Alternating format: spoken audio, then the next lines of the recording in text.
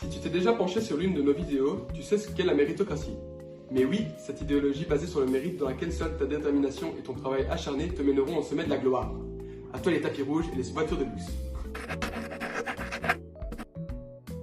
Sur le papier, ça a l'air génial. Une société qui récompense les efforts qu'on fournit à leur juste valeur, on ne pourrait pas rêver mieux. Pourtant, elle n'est pas si rose qu'elle n'y paraît. Plusieurs éléments semblent pointer le fait que la méritocratie semble être beaucoup plus élitiste qu'elle veuille le faire croire. Et pour cause, selon pas mal de chercheurs, les inégalités de revenus et de richesses auraient pas mal augmenté dès le moment où la méritocratie a commencé à faire parler d'elle un peu partout dans le monde jusqu'à devenir la norme politique. Mais pourquoi est-ce qu'un système si promoteur deviendrait si destructeur?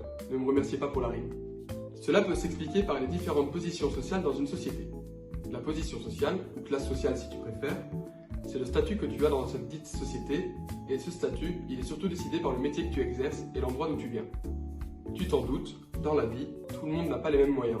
On peut retrouver des classes sociales inférieures, moyennes et supérieures, avec les riches dans les classes sociales supérieures et les plus pauvres dans les classes inférieures. Je suppose que tu avais compris.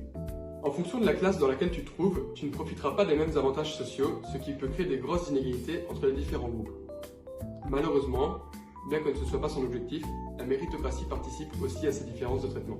Par exemple, si une personne faisant partie d'un groupe de statut inférieur pense être dans un système méritocratique, elle pourrait se mettre à croire que sa position sociale est légitime et par la même occasion accepter des avantages qu'elle subit.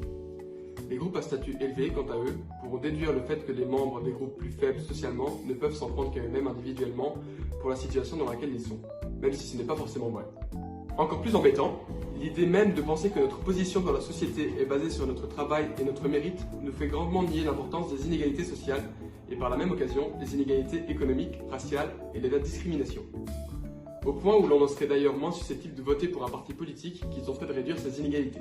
Cependant, plusieurs choses peuvent nous faire penser que la méritocratie peut avoir certains effets bénéfiques. Premièrement, la méritocratie stimule la productivité.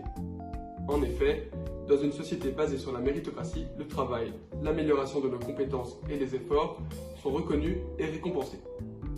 Ce qui entraîne également une hausse de la motivation. Les personnes se sentent bien lorsqu'elles ont accompli quelque chose sur lequel elles ont dû beaucoup travailler et beaucoup mettre d'efforts, et elles ont plus de motivation à atteindre l'excellence. Deuxièmement, en théorie, la méritocratie vise à récompenser les individus en fonction de leur mérite plutôt que de facteurs arbitraires tels que le statut social, la richesse familiale ou d'autres privilèges. Cela peut contribuer à une plus grande équité et justice sociale. De plus, la méritocratie favorise la promotion des idées et des talents les plus novateurs.